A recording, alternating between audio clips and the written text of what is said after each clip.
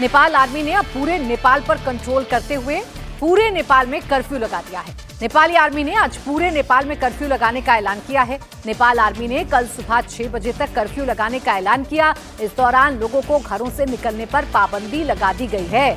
2 दिन से नेपाल की सड़कों पर जो हो रहा था उसको देखते हुए आज नेपाल की आर्मी ने मोर्चा संभाला हुआ है।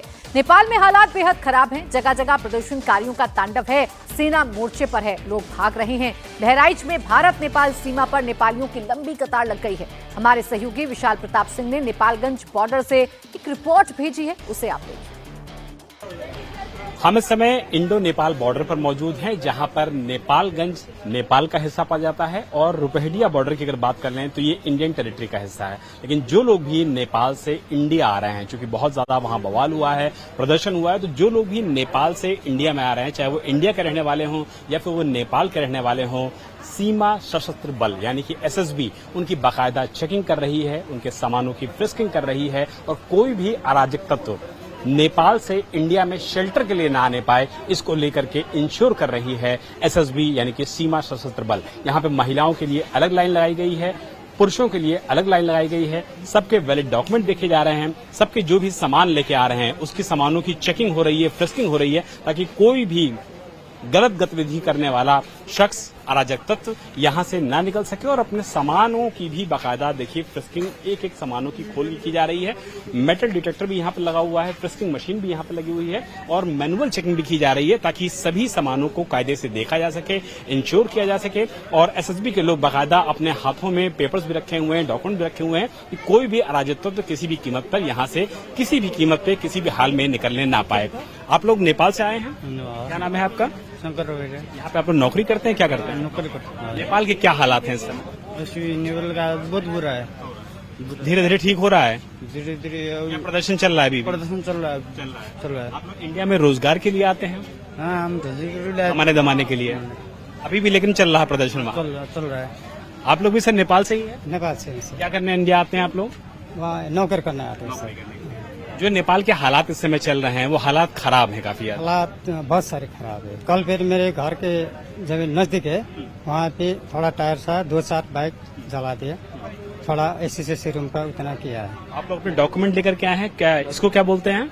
मेरा ये डॉक्यूमेंट है सर। ये डॉक्यूमेंट है, इसको देखेंगे एसएसबी के लोग बाकायदा, नेपाली डॉक्यूमेंट है और उसके अलावा रिन्यू करने गया था, नेपाल सरकार ने बंद कर दिया सर।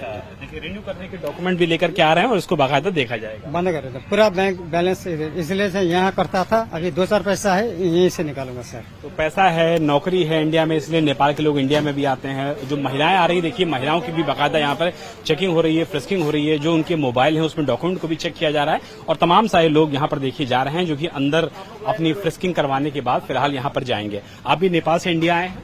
हाँ जी, नेपाल। नौकरी करते हैं, क्या करते हैं? हाँ, मेरा ट्रैवल्स का काम है। हाँ। किस तरीके के हालात हैं इसमें नेपाल में?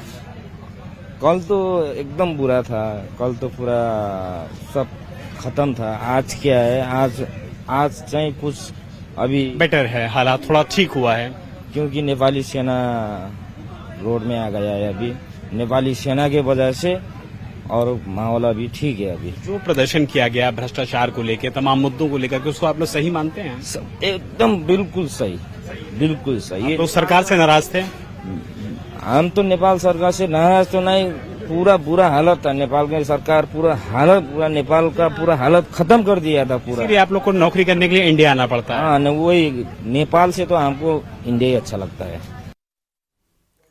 अब नेपाल में सोशल मीडिया पर बैन लगाने के खिलाफ 8 सितंबर को जेनजी क्रांति शुरू हुई, जिसने नेपाल में तख्ता पलट कर दिया। जेनजी ने जो मांगे रखी उसे पूरा कर लिया गया, लेकिन इसके बावजूद भी नेपाल में बवाल जारी है। आखिर जेनजी की कौन कौन सी मांगे पूरी हुई और किन मांगों को लेकर जेनजी अब भी आंदोलन कर रहे हैं, आइए वो आपको बताती हूँ। डिमांड नंबर 1 थी सोशल मीडिया पर बैन हटे, जिसे मान लिया गया और सोशल मीडिया पर से बैन को हटा लिया गया।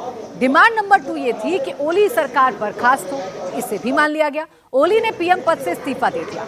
इसके अलावा जो मांगे पूरी नहीं हो पाई वो हैं डिमांड नंबर 3 मौजूदा संसद भंग हो, डिमांड नंबर 4 नए सिरे से चुनाव हो, डिमांड नंबर 5 अंतरिम सरकार बनाई जाए, डिमांड नंबर 6 गोली चलाने वालों पर एक्शन लिया जाए। अब आप ये हिल्टन होटल की तस्वीर आप देख रहे हैं। ये हिल्टन होटल जिसे कल जेंजी प्रदर्शनकारियों ने जला दिया था और ये होटल कैसे तबाह हो गया है और अब ये सिर्फ और सिर्फ खंडहर के तौर पर नजर आ रहा है। ये जो काली काली परत इस पर जमी हुई है और अभी तक जो धुआं उठ रहा है वो तबाही की जो कहानी है उसको खुद बयां कर रहा है। वो बता रहा है कि कल इस हिल्टन होटल पर जिस कदर हमला किया गया था और उस पर आगजनी की गई थी, उसके बाद इस होटल में कुछ भी नहीं बचा। अभी भी आप देखिए आग की लपटें उठती हुई आपको नजर आ रही होंगी। आग इतनी भयानक कि कल ये आग लगाई गई, इसका असर आज भी देखने को मिल रहा है। जगह जगह अभी भी सामान बिखरा हुआ है, तोड़फोड़ के निशान अभी भी हैं, जले हुए सामान बिखरे हुए हैं। हालांकि आज आर्मी ने कर्फ्यू जरूर लगा दिया है ताकि आज नेपाल में शांति रहे। विशाल सिंह मेरे सहयोगी इस वक्त हमारे साथ जुड़ गए, नेपालगंज से हैं। आप बताइए विशाल, शांति है, सेना की मौजूदगी है या अभी भी कुछ घटनाएं हैं जो चिंता बढ़ा सकती हैं? देखिए प्राची, जिस तरीके से हम सुबह से नेपाल के नेपालगंज में ही मौजूद हैं और यहाँ पर भी हालात को अब थोड़ा सा नॉर्मल करने की जो कोशिश है वो नेपाल आर्मी भी कर रही है और साथ साथ नेपाल की जो आर्म पुलिस फोर्स यानी कि एपीएफ नेपाल होती है। आप देखिए कि सामने का जो इलाका है इस समय जो आर्मी के लोग हैं, एपीएफ के लोग हैं, वही इस पूरे इलाके को पूरी तरीके से साफ करना चाहते हैं, क्योंकि जिस तरीके से यहाँ पर अराजक तत्वों ने आग लगाई थी, बैरिकेड्स को आग लगा दिया गया था, उसके पूरे माहौल को खराब करने की जबरदस्त तरीके से कोशिश की गई थी।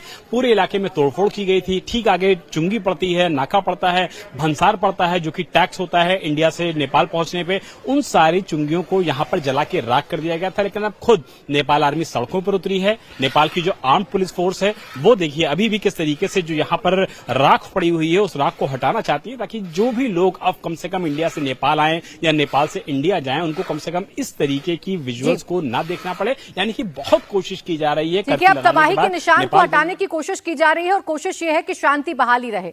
शुक्रिया आपका तमाम जानकारी के लिए विशाल।